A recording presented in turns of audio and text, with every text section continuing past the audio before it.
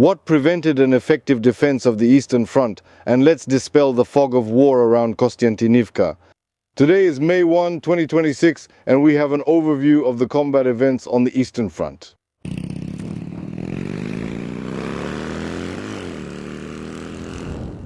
With each week, the enemy becomes more and more active, and this week is no exception. There were attacks along the entire front line. But the front line changed in only one place. The enemy advanced 800 meters in the area of Minkivka. The front line did not change anywhere else during the week. Although there were some attacks, breakthroughs, and sabotage and reconnaissance groups. But let's go in order. This week, the Russians resumed their attacks in the area of Chasiv Yar, both with the help of equipment and infantry. Throughout the week, the enemy has been taking advantage of the rain and poor visibility to bring up reserves and supply their positions. The warriors of the 24th Brigade and adjacent units are holding the line and destroying the occupiers.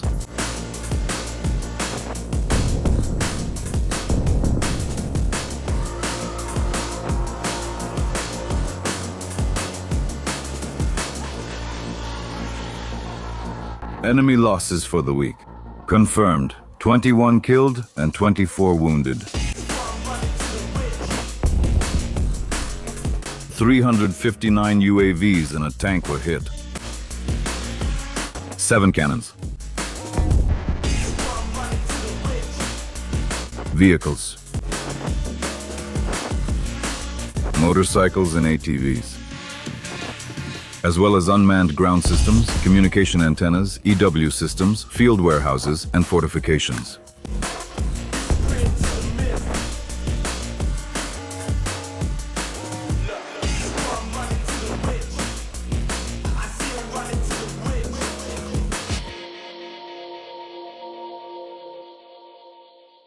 And around Kostiantynivka, there are a lot of rumors and speculation, and everything is shrouded in the fog of war, but not for us.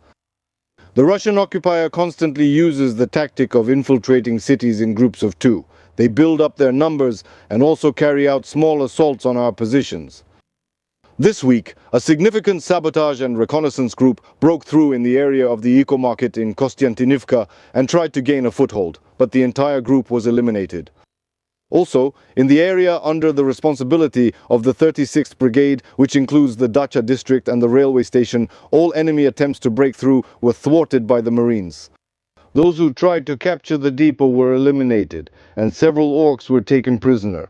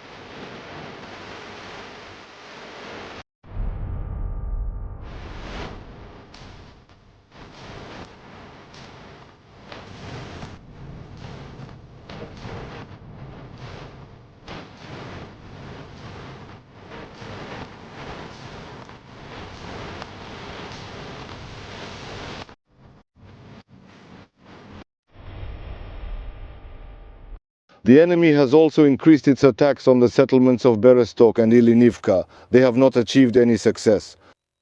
In the areas of Stepanivka and Rusin Yar, taking advantage of the greenery, the occupier is also increasing its efforts to advance. But here they are already being met with a warm welcome from the 93rd Brigade Kolodny Yar.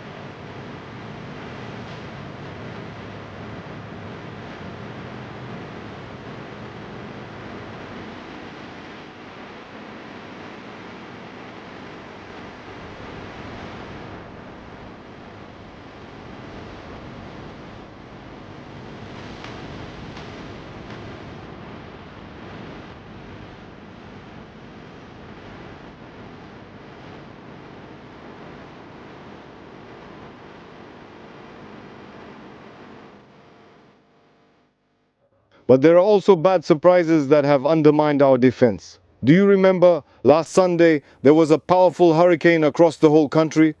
So we also had a hurricane with very strong winds, because of which not a single FPV drone or mattress with repeaters could be launched into the air. The enemy took advantage of this, and about a dozen motorcycles came out from their side. Unfortunately, they managed to travel quite far, drop their backpacks, and return back. Only one hit a mine. What did they drop and why return?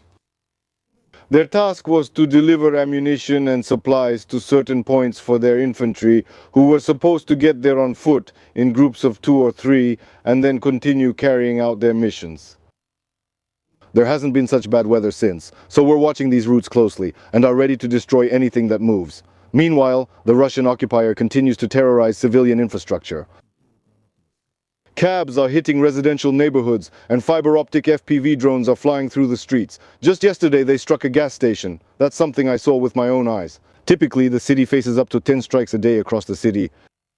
But the city is preparing to counter the drones, so it won't be like in Druzhkivka. What exactly are the enemy drones doing to turn Druzhkivka into a ghost town?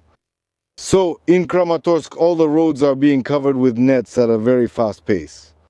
It's being done properly. Metal poles, cables, strong nets, and it's not just one team working, there are several teams in different directions. What amazes me most is how quickly the work is being done. So whoever is responsible for this construction, much respect for this work. Because those who are working on the netting on the road from Kramatorsk to Druzhkivka haven't done anything for 4 months now. It's just blocked off. Everyone drives past this netting and they've been working on it for 4 months. They should have given it to another contractor by now. Someone who would have taken down these wooden poles with this netting that absorbs moisture and put up a metal one, and they would have done it in about 3 days, judging by the pace I see in Kramatorsk. Who is responsible there? Give it to another contractor. What is this? And now we are in Druzhkivka, so I'll show a bit behind the scenes of what's happening here. The thing is, I'm not here alone. I also have security with me. Let's see what's here. As you can see, everything is destroyed here. This is a residential area. Everything is smashed.